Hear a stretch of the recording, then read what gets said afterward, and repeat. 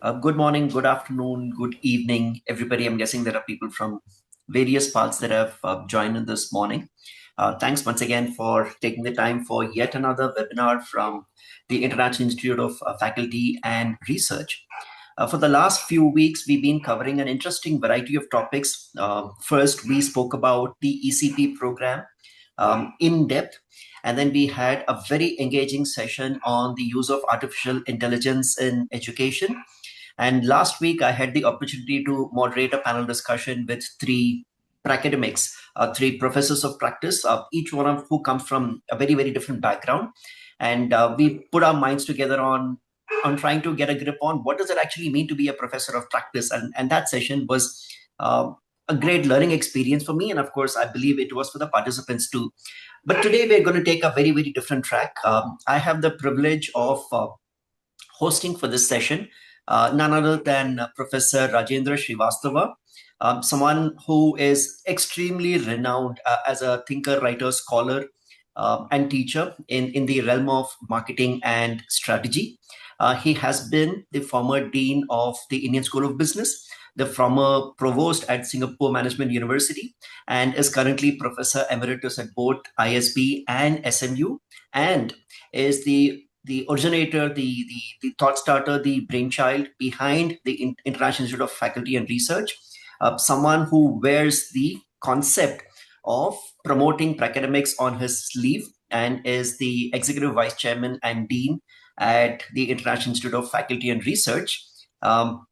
Without further ado, over to him for him to take us through what does it mean to drive business innovation in the age of disruption. Over to you, sir. Okay. Good morning, everybody, and thank you, Murali, for the introduction here. As you can see, the title for the talk is Business Innovation in the Age of Disruption. Now, disruption can happen for a variety of reasons. It could be technology, it could be competition, it could be economic circumstances. But originally, the plan was to talk about a framework of frameworks. What you will be getting today is multiple perspectives related to business innovation. You'll get a finance perspective, an accounting perspective, a strategy viewpoint, perhaps looking at it from an operations viewpoint. So what we will be doing today is driving towards that integration, but it is not possible to do the entire integration within 45 minutes. So you will get multiple perspectives on the same issue. And the center of it is going to be how do we integrate product development and market development in the context of innovation. So I just want to show you one picture that was very striking.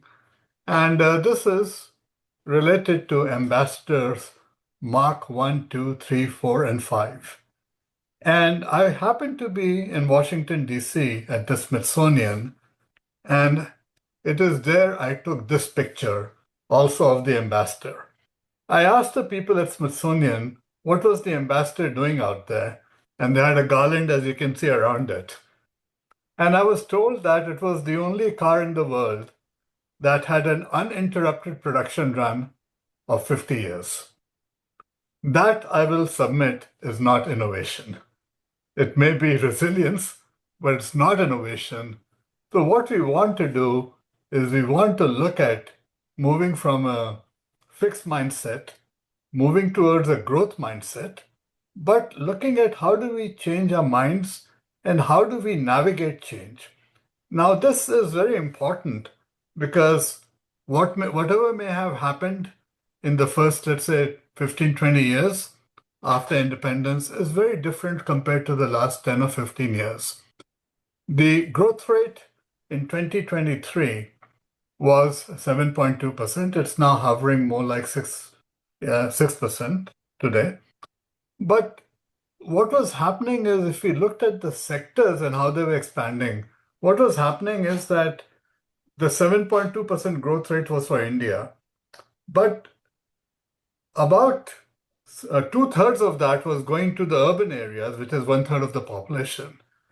So what we were seeing in multiple markets, the growth rate was in excess of 15%.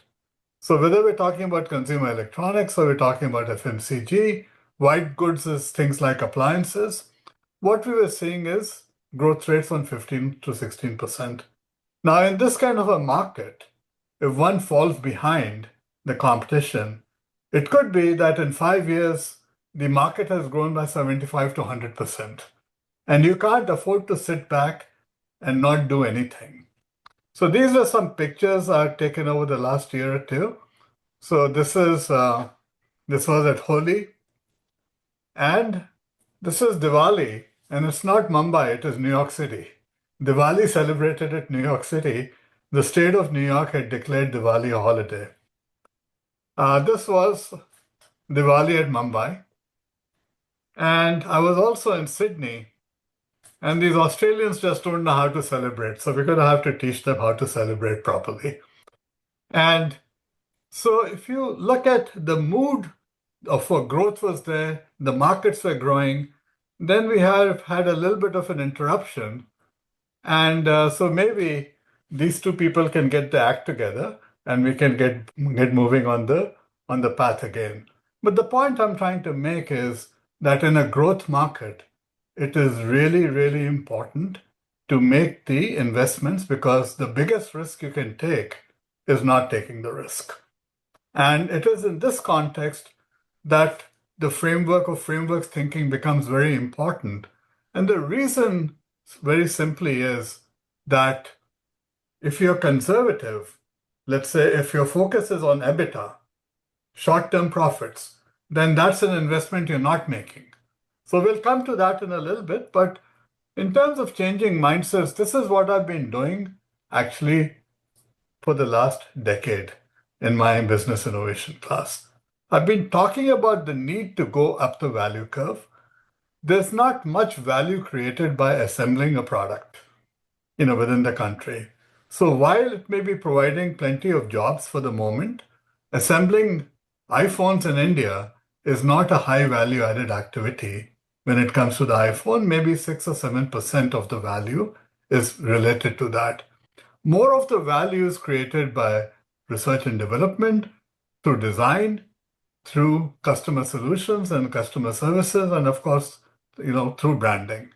So one of the things we want to do is we want to look at value migration up the ladder in order to be able to generate more value and also to be able to capture more value. In the process, we should be looking at how do we leverage technology. Now, everybody's talking about AI.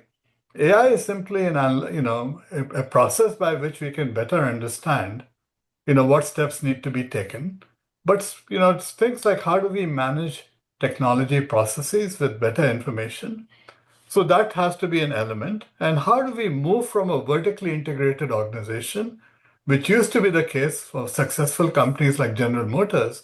But when you look at companies like Microsoft or Apple, these are ecosystem companies and product portfolio companies. So this perspective is very different when we leverage technology. The third element to worry about is driving business performance in terms of market capitalization. Now, why is market capitalization important? For two reasons. One is you need to generate the equity capital to be able to compete. So it's important not only to produce the quarterly profits for the previous year, but we need to drive the equity value so the equity capitalization can fuel the future of the company. That's one element. The second element is that for at least 25 years now, this is not new. For at least 25 years, more than 75% of the value of companies is not on the balance sheet. Why? Because that value is reflected in the value of the brands, the value of customers, value of distribution networks, value of intellectual property, value of human capital. These are the measures that lead to the value creation for a company, but our accounting colleagues have not been measuring them. And because of that, when we look at a balance sheet and retained earnings, it is often reflecting, not on average, it reflects less than 25%. But when you look at a company like Microsoft or when you look at a company like Hindustan Unilever, it is representing less than the 10% of the value of the company. So we cannot manage companies by only looking at the tangible value, which is the balance sheet value. We have to look at the intangibles, which is things like intellectual property and human capital and the brand. So these are the three measures that become important. Now, you'd be amazed to know that this ratio of market capitalization to the balance sheet value for a company like Apple is about 50 to 1, meaning 2% of Apple is on the balance sheet. The question is, where is the remaining 98%? And should we not be worrying about trying to understand that remaining 98% in order to decide how to proceed? When I look at Microsoft, that ratio was 11 to 1, meaning about 89% of Microsoft is not on the balance sheet. Now, it is not just these companies, because if I look at MasterCard now, the market value of MasterCard is 62 times the balance sheet value. And for Visa, it's almost 20 times the balance sheet value. I'm emphasizing all of these because it is these intangibles that are critical. Now, when you take a company like MasterCard, where's the value? The value is in the millions of customers who are using the MasterCard, in the hundreds of thousands of banks that are issuing them, and the millions of vendors that are accepting the value. So the value of MasterCard is in the networks of users, consumers, vendors. It does not sit there on the balance sheet, and it is really in networks. This is a term I coined in the mid-90s. I called it market-based assets. So customers and distributors and so on are assets that MasterCard has that are in the marketplace. They're not inside sitting on a balance sheet. Now, these are very critical, but I want to point out that this is not just in the tech sector. People think, oh, technology stocks are crazy. This is not in the tech sector. It is also there when it comes to FMCG companies, when it comes to BFSI companies, and so on. So I'm now going back almost 30 years, and this is not new. What we know and what the way economists look at things is very different from the way marketing people may look at it. You might remember your basic economics 101 course, whether you were an engineer or you were in management school or you were in social sciences. Everybody's had an economics course. And you might remember they're talking about efficient markets and talking about how the situation is that if in perfect markets, competitive markets, your demand curve is very horizontal. So a small change in price leads to a big change in volume. Now, that is a very competitive market. Now, what is it that economists want? They want to be looking at competitive markets. What do finance people do? That's a profession coming out of economics. They also tend to look at things like capital efficiency, information efficiency, and so on and so forth. But when you look at marketing, what is the role that marketing wants to play? Through things like branding, what we want to do is we want to protect ourselves from competition. So instead of a horizontal demand curve, what we want to do is we want to make the demand curve vertical. If the demand curve is vertical, it means that our sales are independent of price almost. Now, if you think of it, that is almost the situation with products like Apple, or you look at Nike compared to Bata. I was asking in my class the other day, well, how much did you pay for your Nike shoes or Adidas shoes? And people said 10,000 rupees. Oh, how much is a comparable Bata shoe? The answer was 3,000. So when you look at the difference between 3,000 and 7,000, it has nothing to do with the production cost. The production cost is probably about the same. So the margin, that 70% extra margin, is what Adidas and Nike can use for advertising, to expand from shoes into shirts, and so on and so forth. And that becomes the equity capital for them to be able to compete. So what we want to do in marketing is very different. And the focus really is on value creation. And the value creation is through customer facing processes, better supply chains, better branding, better customer engagement. And it is also in value appropriation. If you have a strong brand, whether it is Nike or it is Apple, what you're able to do is you're able to capture more resources, through the pricing power. I don't have to tell anybody what these logos mean. Whether, when I move from the left to the right, you all recognize these logos. And I can tell you that each of these logos has embedded in it a differential pricing. So whether it is MasterCard or BMW or Microsoft, they are carrying a price premium. Now, if I just elevate one of them, which is Nike, and I've already mentioned it in the comparison with Bata's, we're all familiar with these kinds of products. And we keep talking about competing on price. But when we look at our own behavior, we certainly are not acting as if price is the major competitive variable. So what is the major competitive variable? The major competitive variable is the value that the customer is seeing in the product or the service. It is not the cost. And you might notice your own behavior if you're going to, let's say, Big Bazaar shopping. How many times do you go to the lowest level of the shelves in order to check the prices? About 30 years ago, I computed something called the nose-to-toe elasticity of demand instead of the price elasticity of demand.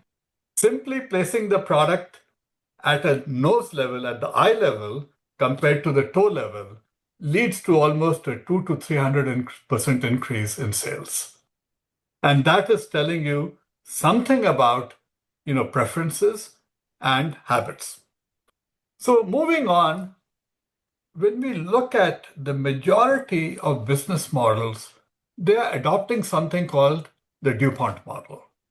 What is the DuPont model? You're all familiar with it. We talk about margins, we talk about turnover, you multiply margins by turnover, you get return on assets, you multiply that by leverage, financial leverage, you get return on equity, and so on. So this is what we've been using. This model was developed by the DuPont company more than 100 years ago, around 1917. The major product for the DuPont company at that time, this is World War I, the key customer was the American government, and the major product was basically explosives. A 5,000-year-old product called gunpowder. This was the main product. Now, there was no differentiation out there, so the entire game was based on building larger factories, running them efficiently. If you had a factory, you ran 3 shifts, you got more turnover from that, you get better asset utilization. The asset at that time was the factory. What is the asset today? Is it the brand? Is it the intellectual property? So this is what we need to worry about. But what happens is that the DuPont analysis is mostly okay for mature products, where we can look at CapEx and OpEx. However, we also have other frameworks that we've been using. So you all are familiar with the 5 forces model from Michael Porter. That model is, by the way, about 50 years old because it's in 1976, I believe, that Michael Porter wrote the book Comparative Strategy. And even today, it is used as the Bible, if you will, for the strategy area. You might also see in that framework was embedded the 3 value drivers. The value drivers were operational excellence or cost leadership, product leadership or product differentiation, and the third element was customer intimacy or customer engagement. So these were the 3 value drivers. Now, these are the frameworks that are in popular use. But when you look at the front end of the life cycle, what do we need to do? We need to acquire customers and we need to fuel growth. And what that means is at the front end of the life cycle, we need to focus on product development and we need to focus on market development. Now, if I look at EBITDA, which is a central piece of the DuPont model is trying to look at the margins. How do you increase the margins? you suppress the spending on marketing, you suppress the spending on product development. Why? Because they are what are eating into the margins. So if your goal is to produce earnings before income taxes, depreciation, and amortization, what you do is you cut back on product development and you cut back on market development, which means that the DuPont model is the kiss of death when it comes to new products and new technology. Because you're not going to make any progress if you're going to be trying to save money instead of investing money.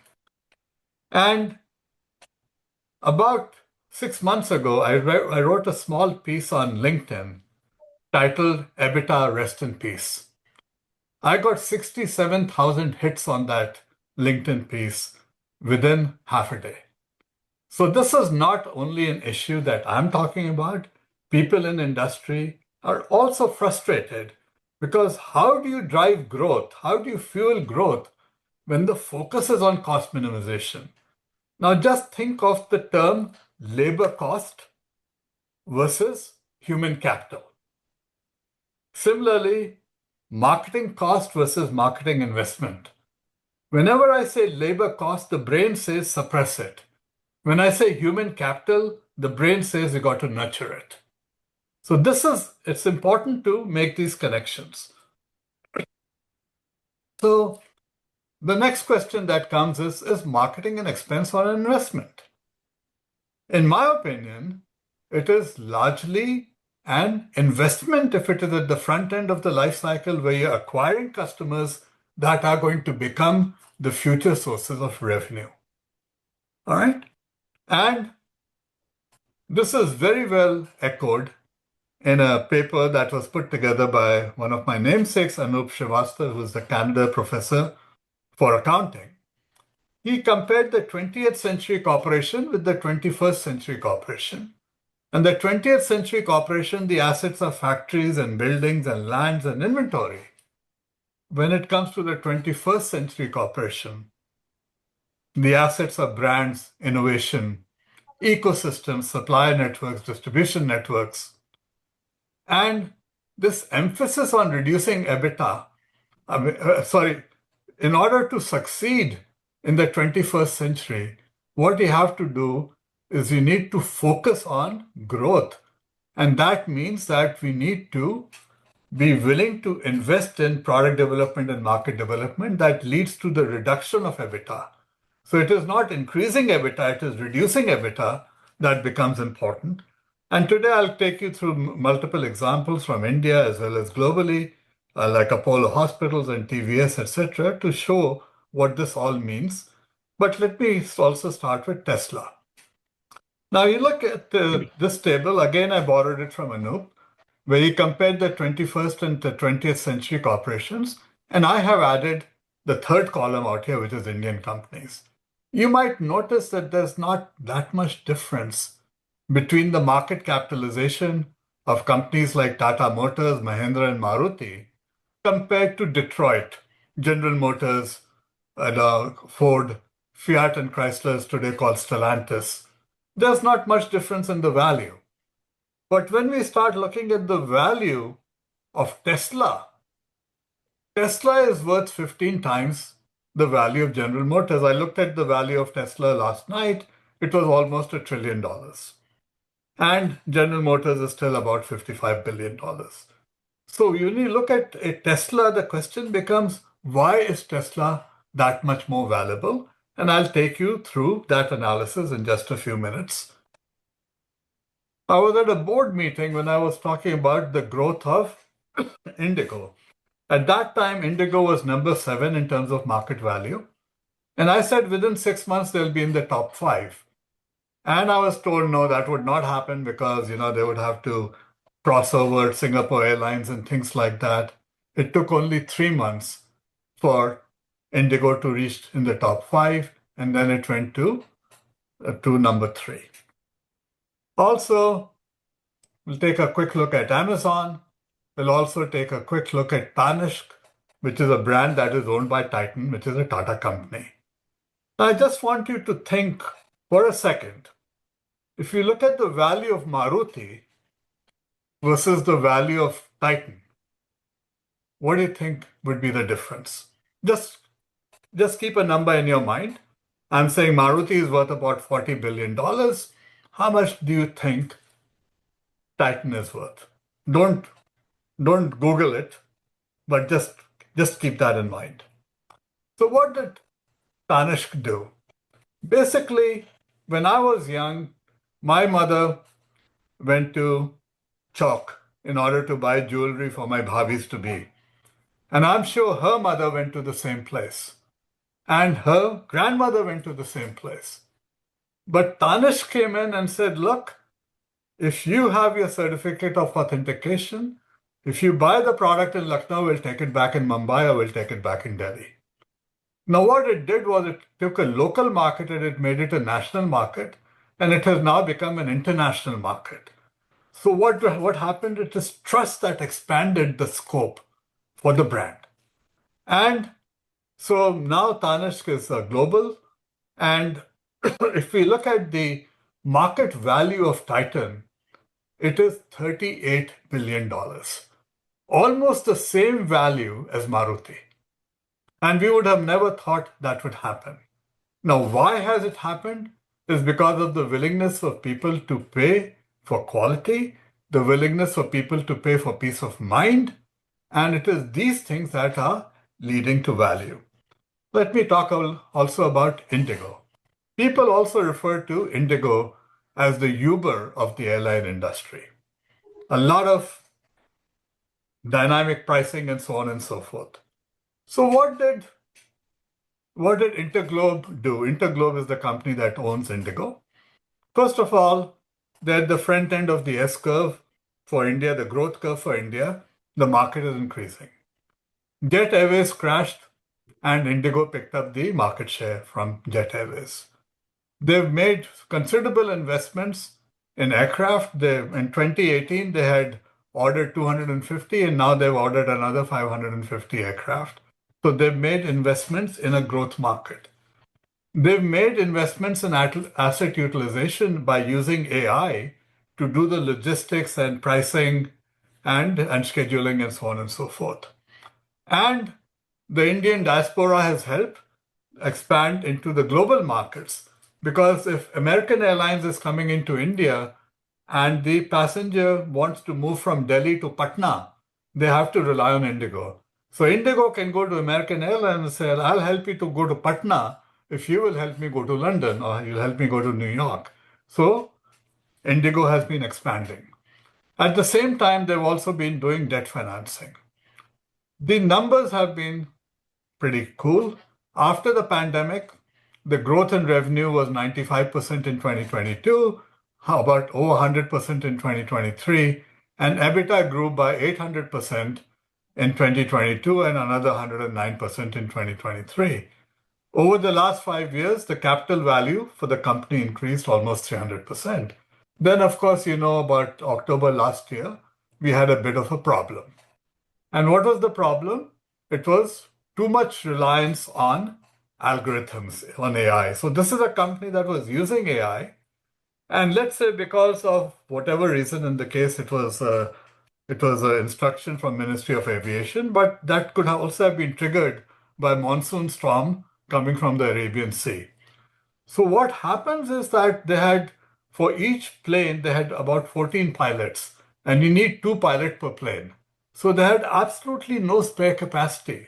So if a flight gets cancelled from Mumbai to Hyderabad, and the Hyderabad to Patna flight was the same plane, the second order effect is the Patna flight gets cancelled, and if there was a third flight from Patna to Kolkata, that gets cancelled.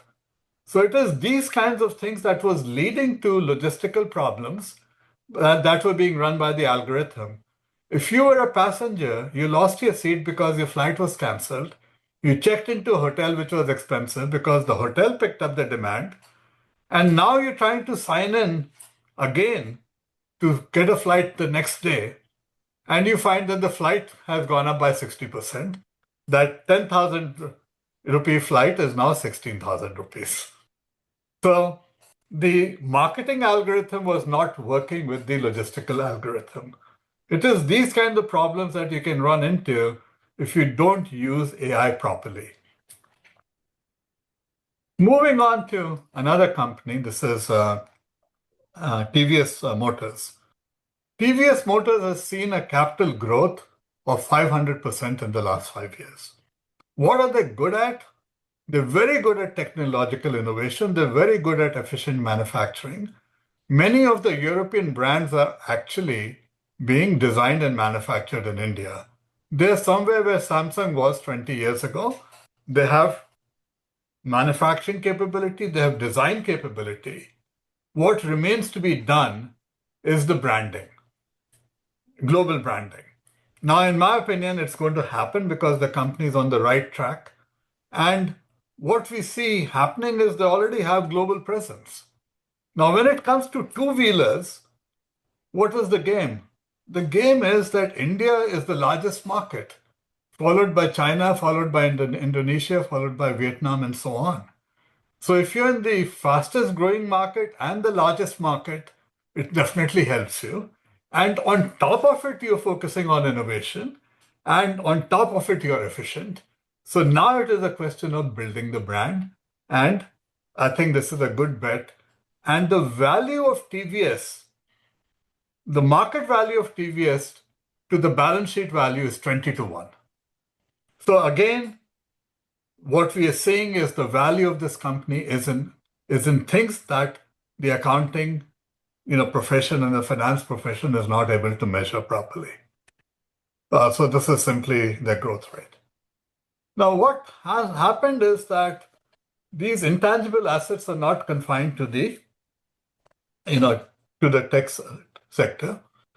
And these are some of the numbers that I picked up from India.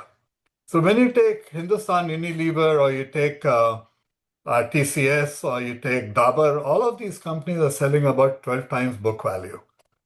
And one of the reasons for this is the growth rate in India. So what I've added is that in addition to the customer, the brand, etc., it is important to be in the right market. And India at the moment is the right market. And therefore, we ought to be looking at how do we manage some of these investments. Let me switch over to Tesla and ask the question, which I will not provide the answer right away. And the question is, what does Tesla, Dell, and Southwest Airlines have in common? I'll come to the answer in a minute. What was Tesla doing? The Tesla, as you know, is an electrical vehicle.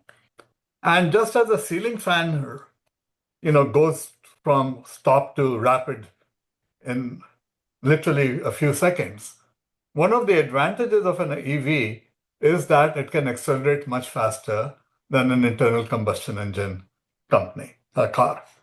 So Tesla invited Ferrari to a race and they won. Not surprising, they won.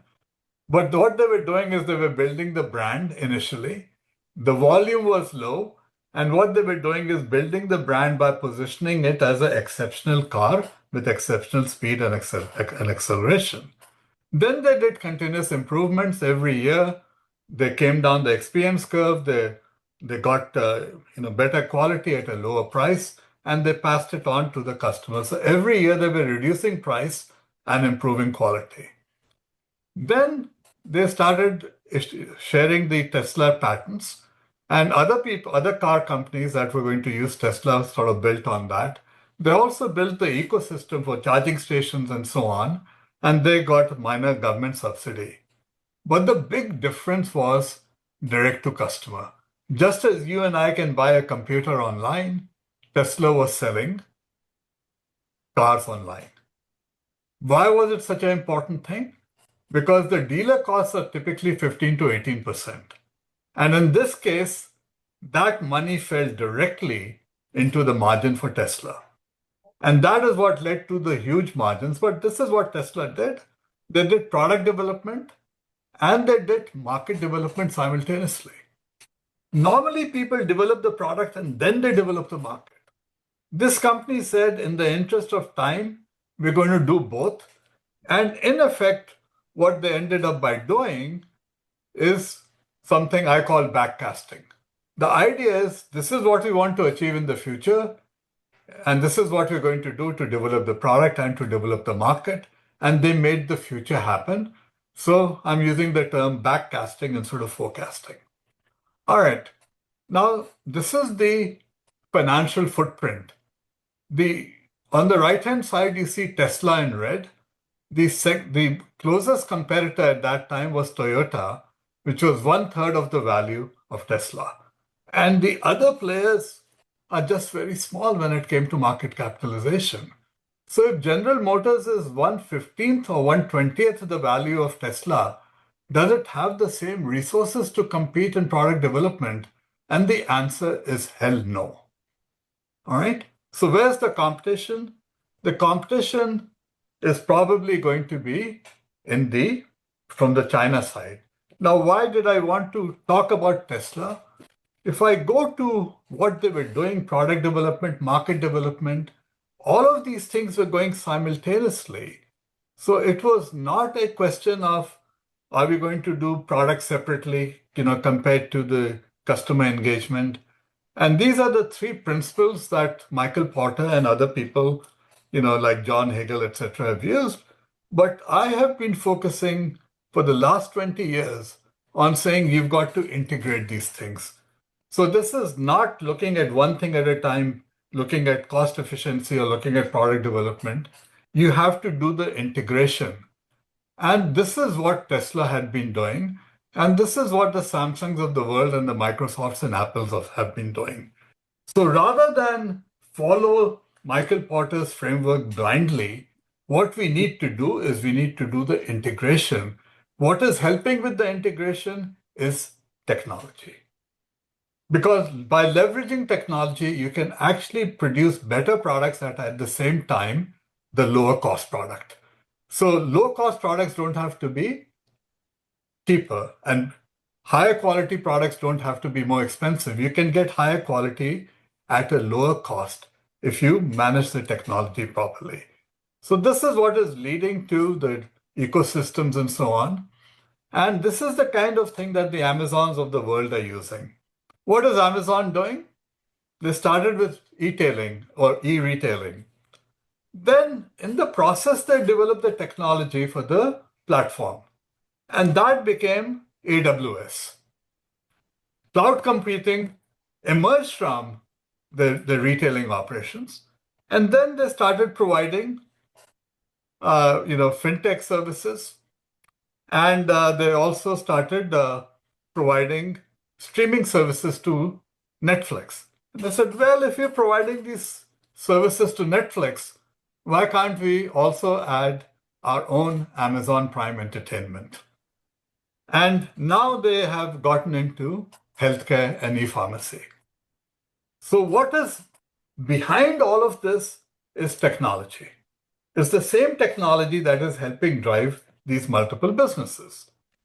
So if you look at what Amazon has been doing, it is basically expanding from one market into another.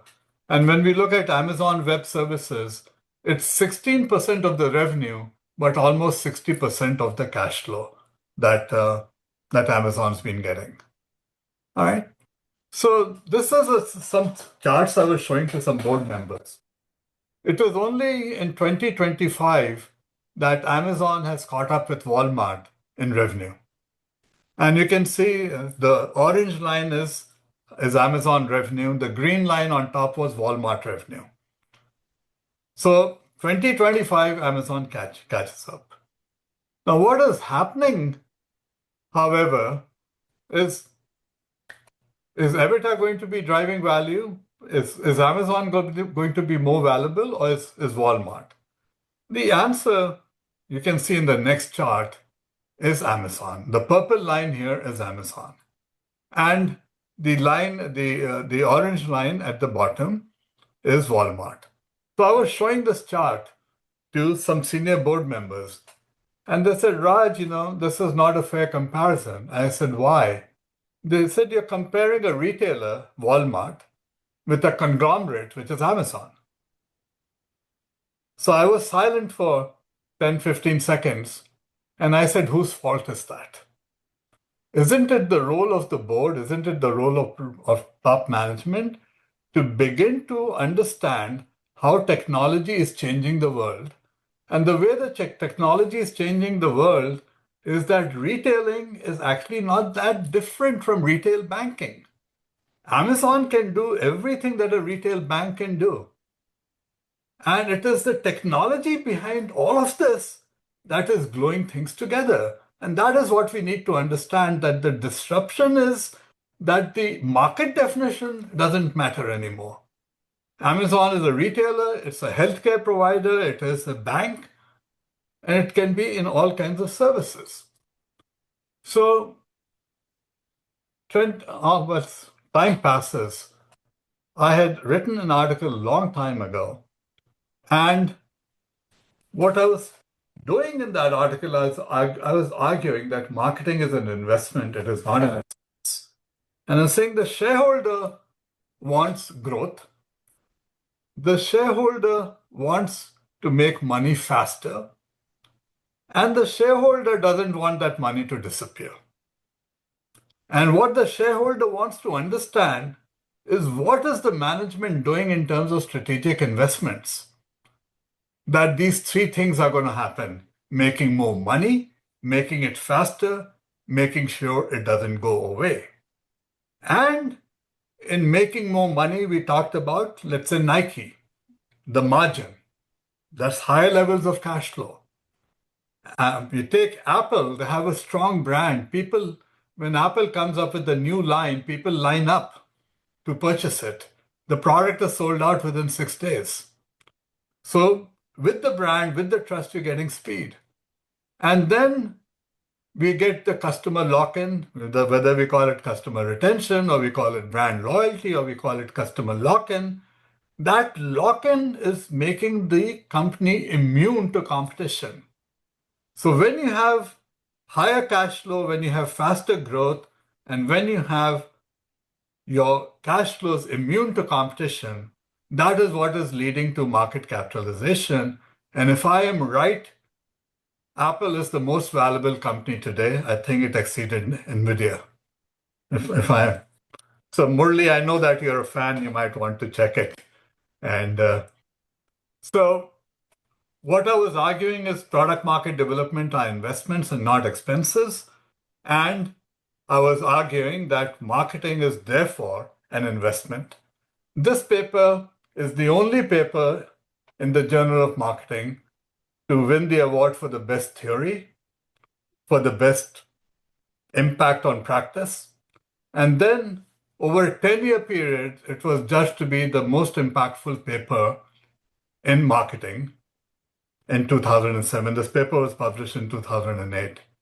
It was a very simple formula. The simple formula was marketing is an investment. I don't care what my accounting colleagues call it. They can call it an expense, they're fooling themselves. Okay, it is an investment because it is fueling growth in the future. Just want to acknowledge the way we need to change our thinking. How do we need to change our thinking? We used to talk about, guessing what to do. And from guess what, it became know what. And, when I was young, we used to talk about know how. It was important to have the know how to do things. Well, from know how, I think it is important to knowing why. Knowing why are we doing things. And if you guys are going to be leaders, it is important to be able to explain why, because as a leader, you've got to persuade other people to follow you. So if I look at this chain, where we're moving from data to information to knowledge to intelligence, what is happening is we are moving from guessing what. You have data, you haven't looked at it, you're guessing what. When you've done some analysis, you know what. When you have some understanding of it, you're beginning to get the know-how.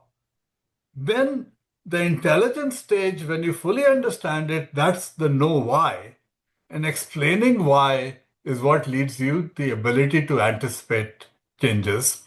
And this is what then can fuel the creativity. If you understand the why, it can help you be creative for the future.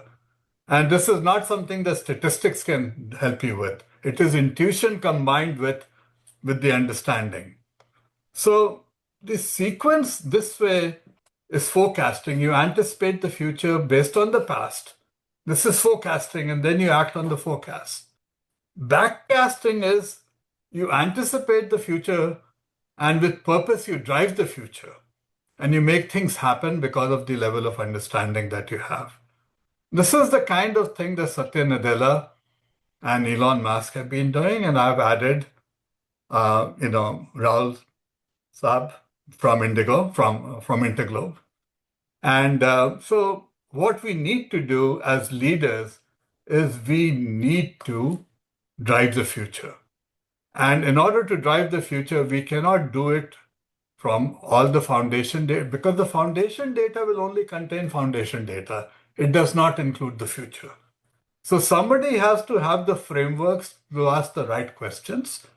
When the insights come out from the data analytics, we still need the capability of being able to act on that insight. So, and that capability is in managing the business processes.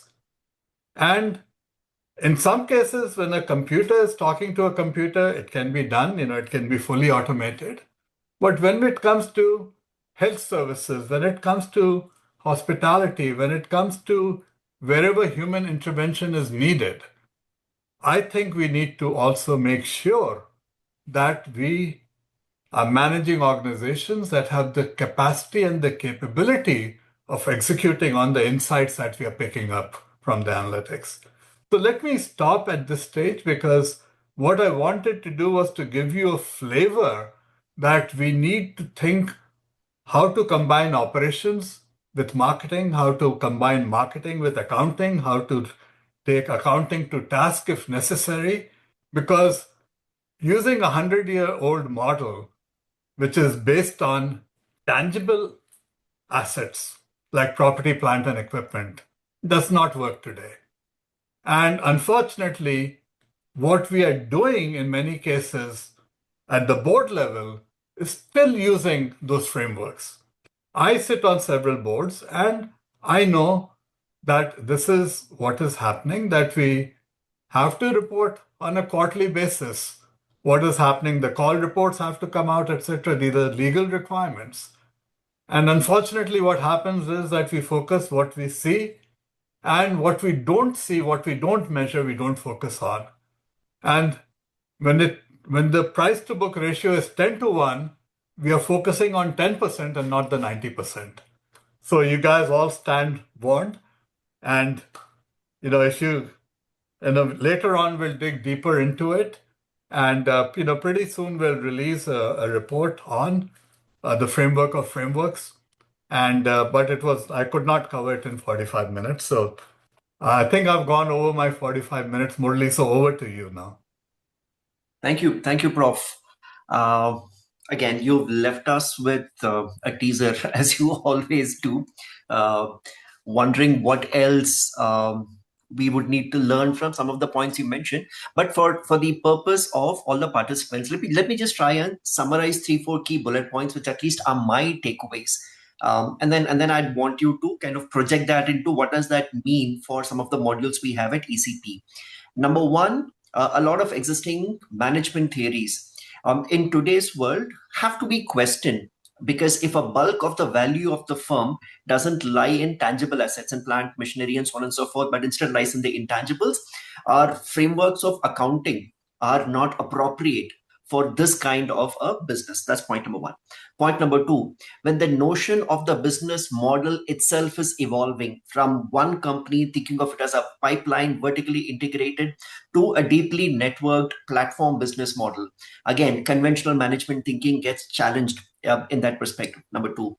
Number three, as compared to conventional thinking, which emphasizes the importance of EBITDA and therefore leads to an optimization mindset as opposed to a growth mindset, again, our thinking needs to get challenged and we have to evolve into newer ways. And last but not the least, the fact that to build business value, to create an appropriate value, you need to look at it as the integration of product development, customer relationship, and operational excellence, and not one, but it's an integrated view of all three together, which ultimately can lead to value creation and appropriation for various businesses.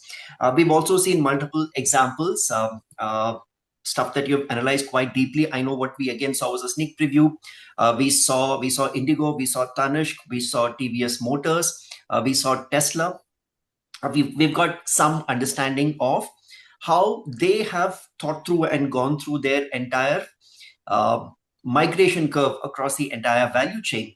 So, having stated all of this, now when we carry this forward into the framework of frameworks in the ECP course, could you give the participants some flavor of how do we integrate this into a multidisciplinary thought process? Yeah, well, I've been working on this for a few years actually, Murli, and so one of the things I can do, I'll share with everybody who's attending, is an editorial I wrote for the Marketing Strategy Journal, and it combines everything from strategic intent. See, we make this assumption that that managers are supposed to maximize profits. No, how about if the managers are supposed to be maximizing growth? If you look at the difference between Walmart and Amazon, is Amazon was focused on growth.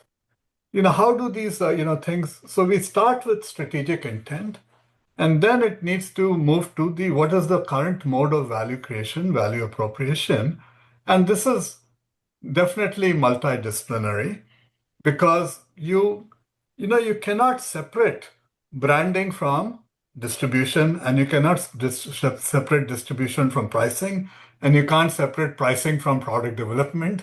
These are all interlaced. And unfortunately, in academic institutions and in many companies, we have a hierarchical kind of structure, marketing, finance, etc., etc. And that structure exists and that controls the way we think. About, I think you were there also, Murli, when we were in Bangalore. I made a statement about how in academia, divided we stand, united we fall. The comment I was making is because we tend to do marketing, we tend to do finance, we tend to do accounting, we don't integrate them. But the real challenges and real opportunities are all multidisciplinary, multi-process, and they require us to work together. Now, maybe at the lower levels, we need somebody just focusing on sales and somebody just focusing on some operational issues. But the higher you go up the corporate ladder, the responsibility ladder, the greater is the need to be able to integrate. So many CFOs today, they need to understand strategy. It's not enough to do, the accounting and the financial side. And many CFOs have now the responsibility for pricing, which used to be a marketing responsibility. And jokingly, I was telling one of my CFO friends that maybe he should rename himself as Chief Future Officer as opposed to Chief Financial Officer. So this integration is absolutely needed. That's one thing. The second is that in the past, we used to think of new products, new markets. Remember the two Ansof's 2x2. Now what we have to integrate the technology. So from a square, it becomes a cube. And then I don't know what happens if we say, all right, we need to integrate the technology, but we also need to do the vertical integration because distributors are integrating backwards and manufacturing companies are integrating forward, going direct to customers. So there are all these changes that are taking place simultaneously that we don't even know what a market is sometimes. And for example, which market is Amazon in? Which market is Apple in? Which market is Google or Alphabet? They're in multiple markets. And what we're doing is we're doing platform kind of thinking. And we're looking at developing solutions by putting together modules. This is I can go on and on this thing, but what we need to do in terms of senior management and in terms of developing, developing our thinking is we need to do process integration, but we also need to recognize that we need to also make a decision on whether we're going to make money now, or we're going to fuel on growth, or we're going to lock in the customer, or some combination of the three. And that kind of work is going on under the label of SaaS. But before there was SaaS 20 years ago, there was something called PaaS, Product as a Service, in which we were able to integrate the subscription rate for the product and to be able to fuel growth. So I think it's becoming more and more important to think more creatively. I think you asked me question X and I answered question Y, which is my usual approach to life anyway. But the point one needs to call out here is some of this integrated thinking, which of course we will cover up as part of the ECP in the framework of frameworks module, which will spread across multiple residencies. The important thing is not only does it give you an integrated view across various disciplines as an educator, which is what you're training for, but more importantly, there are quite a few people out here in this discussion who potentially are senior executives in respective companies. This multidisciplinary thinking is something that they can take back to the corporate world, and perhaps it can give them a fresh lens to look at problems and opportunities and apply that to create value in their respective businesses. I think that's an important call out too. Murli, absolutely right, because the greater the level of responsibility, the greater is the need to be able to do the integrative thinking. So today, the finance officers need to understand strategy. At the same time, marketing people need to understand finance. Marketing people also need to understand negotiations. And B2B marketing, it's all negotiations, right? So we depending on the remit and depending on the responsibilities, one has to start integrating and learning. And there's no magic formula for any of this. One of my favorite charts, and the chart that I always end my course with, is one of the few 2x2s that I use, where I talk about tangible versus intangible and short versus long-term perspectives. And the answer to each of these cells is the answer to most of these things is it depends. And what we need to do is we need to have the thinking capability and the ability to put a team together. And this is where the diversity becomes important.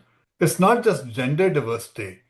If you look at the people who are working for you, it really helps if some of them have come from this industry, some of them have come from that industry, so they can build multiple perspectives and integrate them. As an example, in the admission at ISP, we were getting like 75%, 73, 75% engineers. It didn't bother me if some engineers were coming from IPL, some engineers were coming from the construction business for Larsen and Toubro, some other engineers were coming from the automotive business.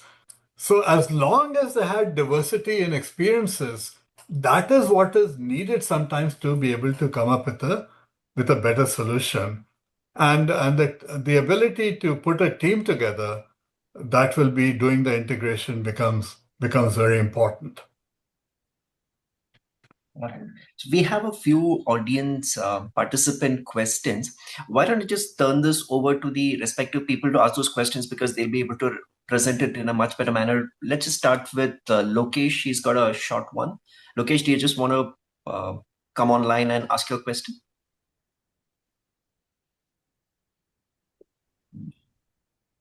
Thanks, Morley, for the opportunity. So I want to touch both the extremes. On one side, we have the MSMEs and the startups who don't have the complete ecosystem. They are a part of the ecosystem, but they are either into very niche area or they don't have the capabilities, especially on the technical front. On other side, we have deepfake. So I want to touch both the parts. How we see both this perspective from this lens, data to insights to intelligence to anticipation, So, to have a bigger Lokesh, picture, covering the 360-degree view. yeah, see, if you're part of an ecosystem, you need to understand how you fit into the ecosystem, and therefore, what is it that you can do in order to strengthen your position in that part of the ecosystem that you're fitting in.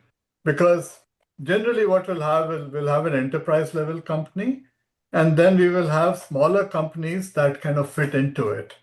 So, as an example, let's say if you take a large company, let's say an automotive company is maybe buying, components like brakes from one party. They may be buying some elements of consumer electronics from another party. A third party might be providing the seats and the automation for the interior and things like that. So it becomes very important to understand if you're a small player, how do you fit into things at the enterprise level, and what is it that you need to do in order uh, to be able to make a larger contribution to the overall solution, but also to understand what is your contribution so you can negotiate for it. And so anyway, so what I'm saying is it's not only important for a small company to figure out what is it they're doing, but how they're part of the larger ecosystem and how they can benefit from the growth that is available in the larger ecosystem. Got it. Got it. Thank you. We have Chaitanya. Chaitanya, if you can just, I think you have a couple of things. If you can just make that crisp, please. Sir, am I audible, sir? Am I audible? Yep. Hello. Please. Am I audible, sir? Yes, sir. Yes, sir. Yeah, Please I go. can hear you. Yeah. So very much just to the backstory being, I think the professor already accepted again. It's again a problem of multidisciplinarity, and transdisciplinarity, and somewhere on the medicine, which in fact deals with more complex systems than management, which I would say is a 100th of the complexity that we see in medicines. And the doctors again couldn't solve the problem of transdisciplinarity or multidisciplinarity. So in the realm of management, what does it mean in terms of actable and actionable way forward in terms of role design or organizational design, where the front facing or the managers really can actualize the entire theory that the professor has discussed? So, see, the way many organizations are organized is hierarchically. And the hierarchical design doesn't work. For example, supposing we look at healthcare, and let's say we're looking at business development person who's in oncology, which is cancer, cancer-related things, and is working in the European market. Who's the boss for this individual? Is it going to be the sales or business development head? Is it going to be the geographical head for Europe? Or is it going to be the functional head for oncology? So this individual in business development is actually reporting to three people. And we can pretend that it's a hierarchical allocation, but the responsibilities are to the geography. The responsibility is due to the function. Then the responsibility is due to the product market, the product itself that is going to be served. So I think it's important for organizations to understand that given the nature of the business, they cannot follow the good old hierarchical ways of doing things. With two of my colleagues, these were actually my colleagues when I was in a doctoral program together with them. We have worked on a paper that we're calling the tyranny of mindsets. And one tyranny of mindset is the hierarchical org chart. Another tyranny of mindset is the budget. Because what happens, for example, with a budget is you get locked into doing things in a particular way. And it becomes very difficult to move away from that budget unless you have something that is really something superior or something is really not working. So budgets have a habit of perpetuating themselves, particularly if it is going to be a budget related to a joint venture. Anyway, we've identified 13 different reasons why organizations don't change. And these are the challenges that are being thrown at organizations today in how to deal with technology, how to deal with geopolitics, how do we deal with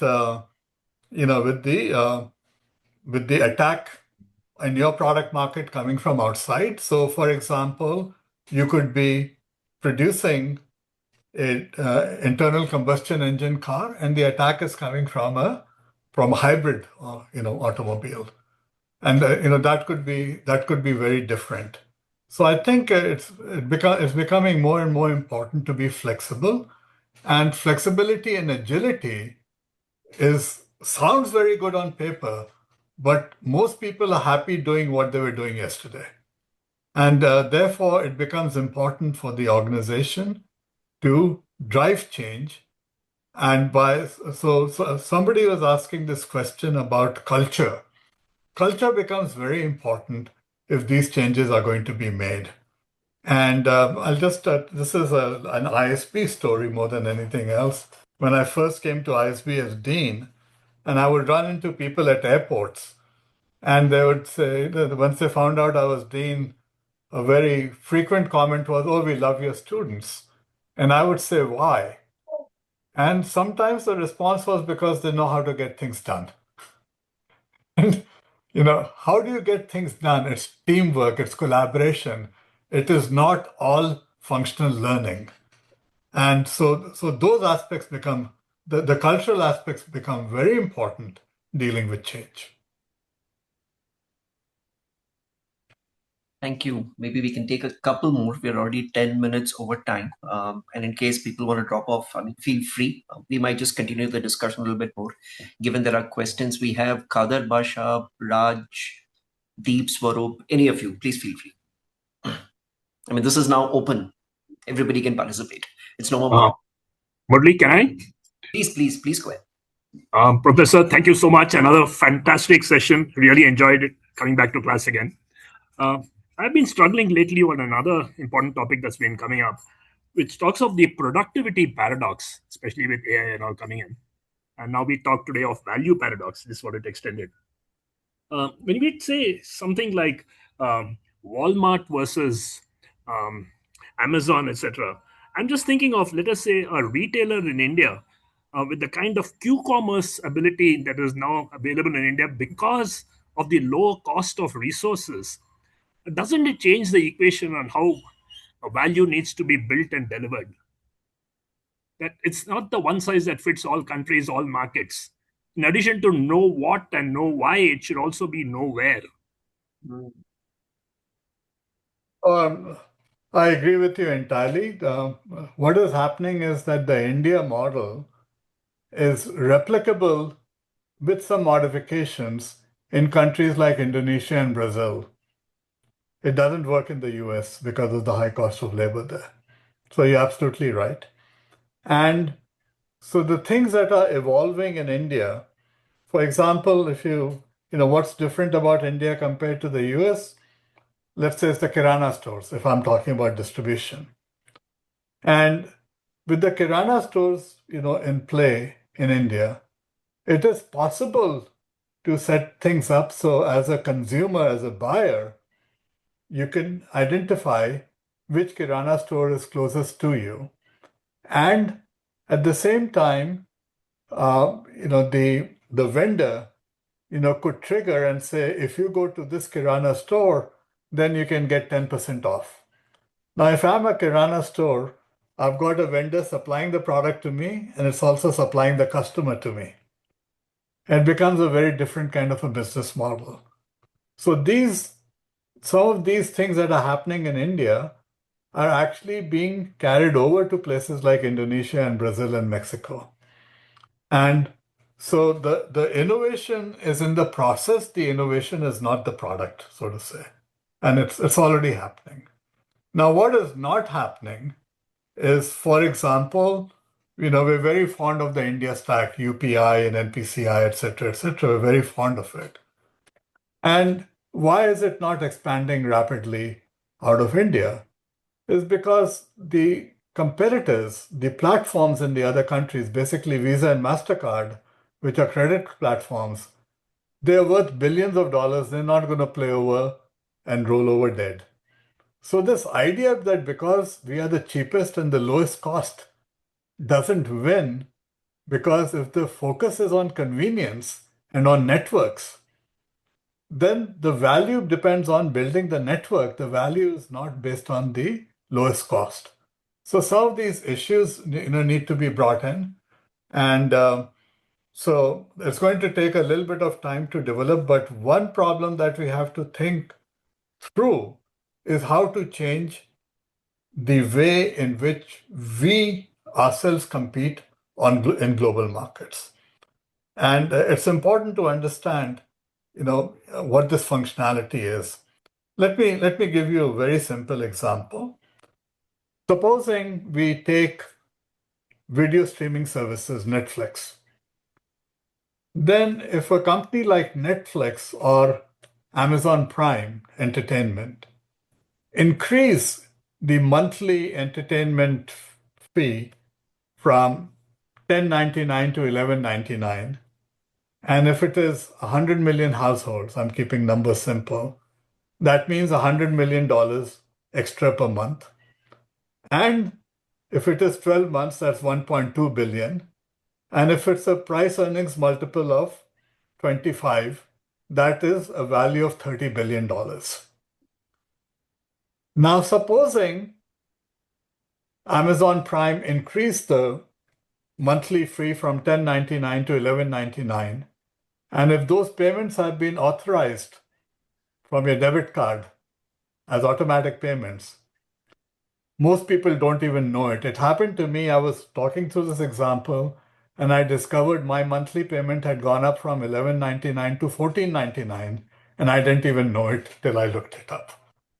So we kind of need to understand, what is the commerce system globally. And it is not all about cost minimization. It is about building the networks, and it is also maintaining the networks and understanding how the financials work, as well as how the process works. I'll just chime in with one point on this fundamental question that you've asked. It's a question that I'm actually relating to a lot. I happen to have written a case study with Prof on Big Basket and how it dealt with the entire growth of quick commerce, Zepto, Blinkit, Instamart, etc., right at the fag end of some of the COVID lockdowns, which is when quick commerce really picked up, and Big Basket was sort of stuck in a slightly different mindset where they focused on supply chain efficiency, scheduled delivery, private labels, and so on, and didn't really catch on to the quick commerce wave at that point of time, which is why even now they're not quite amongst the leaders in this segment. And the point that comes to my mind is we often keep talking about product market fit, right? Hey, there's a market opportunity. I have a specific product proposition. If there is a fit, then maybe I can scale it. But the third angle that I would add to this is it's not just product market, but it is also context, right? And it's also a question of time. This entire notion of quick commerce could not have taken off unless a whole host of factors came together. Digital penetration, mobile penetration, commonplace use of Google Map APIs, digital payments, UPI, electric vehicles also, right? Two-wheelers, because they help reduce the cost of operations for quick commerce companies. Unless all of these come together, and the current context has enabled that to happen. Any other time, 5 years from now, it wouldn't have, 5 years earlier, it wouldn't have been possible because the context wasn't ready. Right. And therefore, it's not always a question of product market fit. Increasingly, it's also a question of product, market, and context fit, which perhaps touches the core of the question that you're asking. And I think I want to reiterate just quickly, one last item is the resources availability in a unique market context. What is not available in US is the availability of resources, right? Whereas in an Indian context, the availability of resources and employability becomes much more cost effective. for it to be viable. Very valid. True. Bang on. Raj, you're making a very, but I want to emphasize Murli's point also, because without all of these things coming together, so for example, the success of fintech in India is largely because of telecom. You look at the telecom rates in Europe and North America, and they're so much higher than they're in India. So the fintech success is due to Bharti and Airtel. And now they've got the backbone built. Then on the infotech backbone, that is where they can start offering more financial services, etc. And that is going to fuel a different kind of growth in India compared to what is happening in the US. So this point of multiple industries coming together or multiple resources coming together, your example, Murli, of electrical, two-wheelers, is an important one. It's low cost transportation. Yeah. Sorry, on fintech, I also give some credit to my former employer, Xiaomi, who made sure millions of Indians have access to affordable smartphones, which also spurred that entire revolution. All right. So Raj, we must finish your stuff on resilience. Yeah, sure. Yeah, absolutely. Great. Anybody else? Leaving it completely open. Else we can wrap up this session. One last comment. I guess that's it. Ladies and gentlemen, thank you so much for patiently spending your Saturday morning with us. I'm hoping you took away a few interesting learnings today, but I'm also hoping that you were left hungry to learn a lot more. Like Prof mentioned upfront, we will send this out with more implications on the framework of frameworks, a recording of this entire session, as well as a link to Professor Raj's editorial in the Marketing Strategy Journal as an emailer in the next few days once we're able to compile everything. But the admissions for the first cohort of the Educator Certificate Program is pretty much ending anytime now. I mean, if that's something that's piquing your interest, feel free to reach out to us. info@IIFR Global is the email ID to reach out, or you can ping me directly. I'm available. My email is murli@latticehead.in.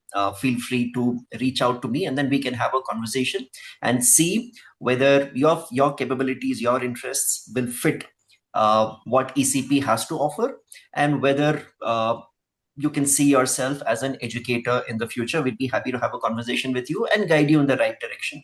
Thank you once again for spending your Saturday morning with us.